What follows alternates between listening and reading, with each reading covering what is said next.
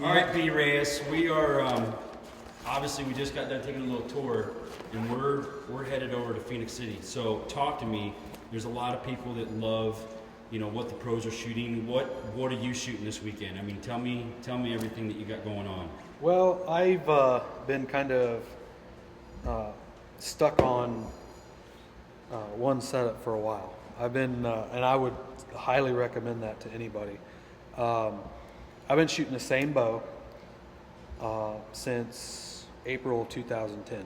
That's It's unheard of as a pro. Exactly, and that's why I recommend it.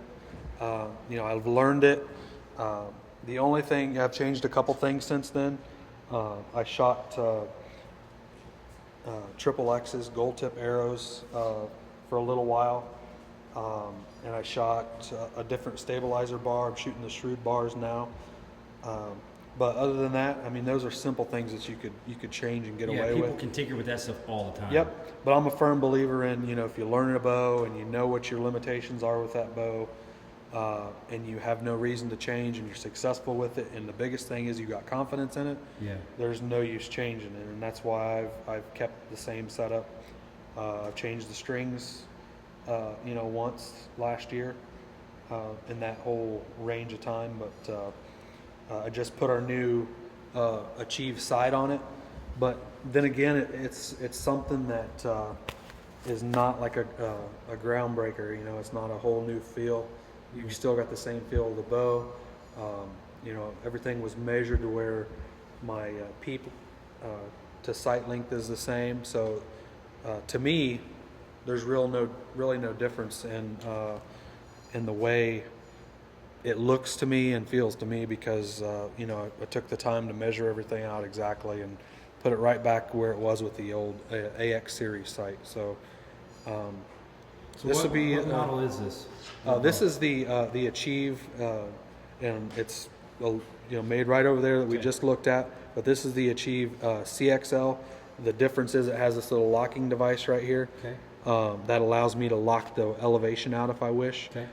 We have a non-locking version that's just called a CX, but that's the only difference. The main.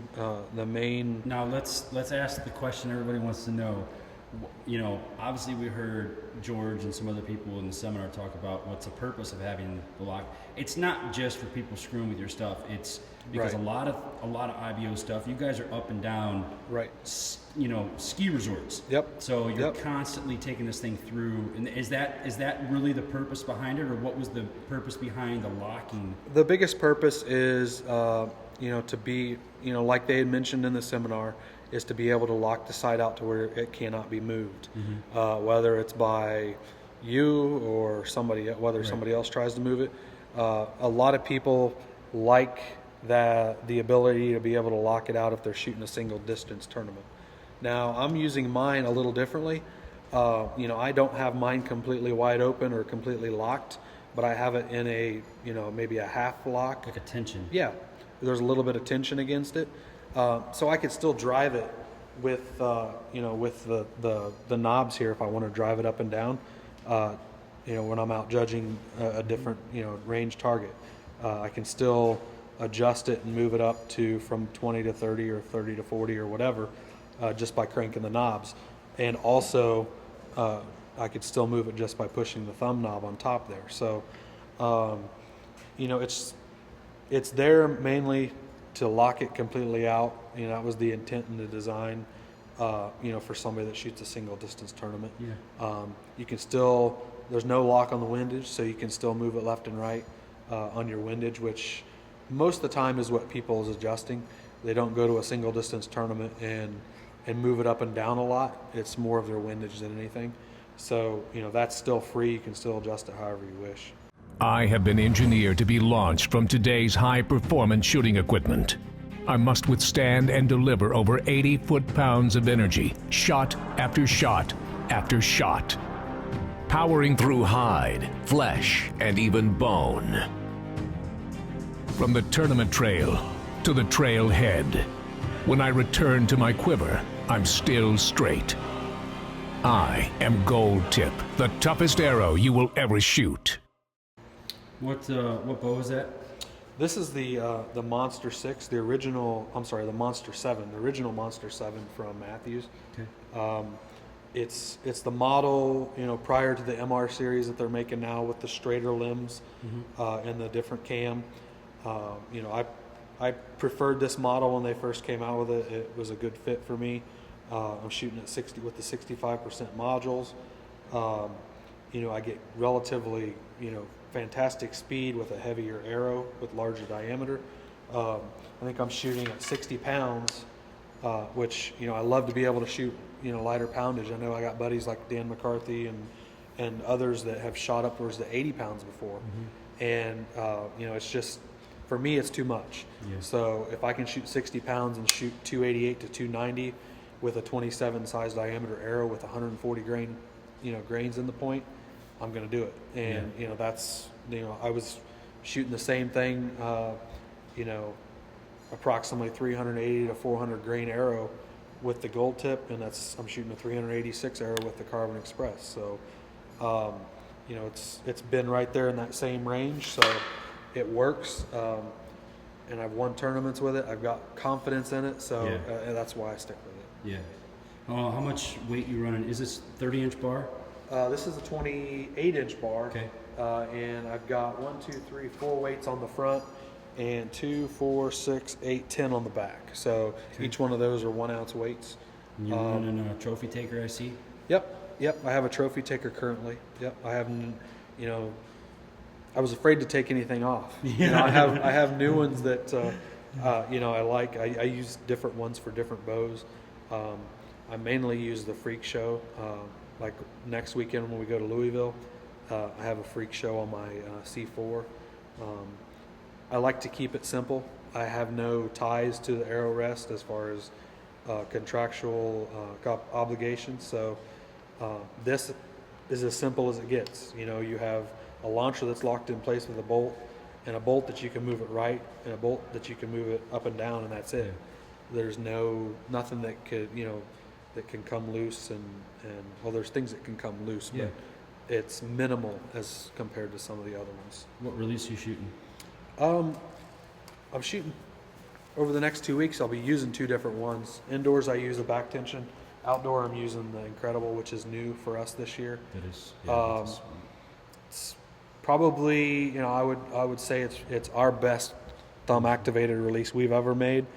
And I shot the Absolute last year, and there's not much difference between the two. Internally there is, but externally, it wasn't a lot to get used to. So that's why I've been able to pick it up and pretty much pick right up where I left off last year, because there wasn't a big change. Next weekend I'll be shooting the brass indoors, just because I like shooting a back tension indoors.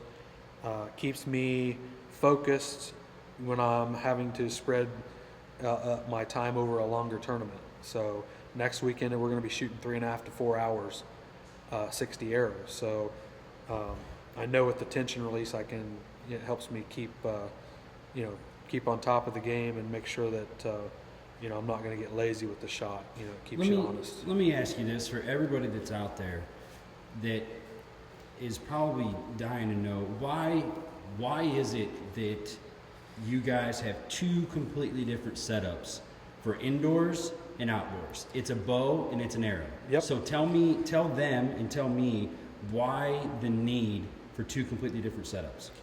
Well, in my opinion, it's 2 different completely games. Yes, but for me, it's really easy. We're shooting 1 arrow at a time at a 3D tournament, and we generally will go anywhere from 5 to 10 to 12 minutes between our next shot.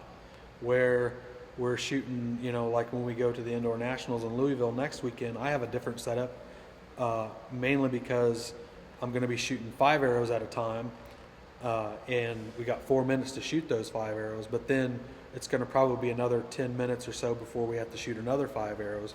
So that 1 arrow to 5 arrow, you know, difference is my main reason to shooting a lower poundage indoor bow. For instance, on my indoor bow, I'll be shooting 49 pounds, where this bow is 60 pounds, and I'm shooting 1 arrow. The 49 pounds, you know, it allows me to keep the strength and endurance for a whole game spread out over those 4 hours again, shooting 5 arrows at a time. So the big thing for me is you know, having a completely different setup is just because of the amount of time that it takes to shoot. Yeah, I mean, I get, you know, every job has its required tool. And Yep. I mean, I think that's a great analogy. Yep. But I guess my question is you're going from a monster with, you know, a split limb design, an aggressive cam, to, you said a C4 Yep. for indoors. Which is a single cam 39-inch bow. Okay, all right. So, I It's- mean, what's the benefit? Like, why would you not choose that C4 to shoot outdoors with? Just the speed that you can get out of this? Or? Yeah, for me, you know, the speed, I would have to pull a lot more weight to get the same speed Okay. out of the C4. Okay. And, you know, a lot of people do it, but a lot of people are shooting 70 pounds. Yeah. Most people, you know, want to pull the least amount they can, you know, Right. and still have a decent speed with a decent arrow, either diameter or point weight. Okay. So for me, you know, it still requires, it's difficult, you Yeah. know, I will say it is difficult to juggle the two, and be able to devote enough practice to both of them. But for me, I would say it's a little bit easier because I have a lot of confidence in this bow. Yeah. And when I got home from the IBO or the ASA Classic last year, I put a lock on the cam and hung it on the wall, and I didn't touch it again until about a month and a half before the Florida shoot this year. Yeah. And I was, you know, I changed my sight tape just a little bit, but the arrows were still in the quiver. Everything was still in the quiver and ready to go. So the confidence is there. It's just that you're, you know, I mean, literally, in all honesty, you have the confidence to take that thing to Louisville if you just didn't have to shoot as many as you did. Yep. And Yeah, all that and stuff. it's like we had mentioned earlier. It is a little more, you know, I wouldn't say erratic, but it's a little more energy exerted in each shot. You know, it's just it affects the body every time a little bit more than a 49-pound C4 would. Yeah. With 450 to 500 grain arrow. Yeah. So, you know, it just seems like you could just stand there and shoot the C4 all day, you know, and that's the reason it's set up like that. And where this, you know, is more designed for 1 arrow at a time, you know, 3D type setup. Yeah. I mean, it was designed. I mean, Matthews designed that bow to be a killing machine. Exactly. And you guys have found out that it's just proved to be a flat shooter in the 3D. Yep. So- Yeah, and that's the case pretty much with a lot of the Monster series or the MR series or the McPherson series, whatever you want to call it. A lot of those bows were, you know, intentionally designed for, you know, the bow hunter, and it's just been because there hasn't been a new, you know, specific target bow design. We've just taken those, you know, those Monster series and made them our target design. Or our target shooting bows, and I know, you know, a lot of guys have been very successful with them, and it's just my choice and the choice that I have the most confidence in, so I'm going to keep shooting.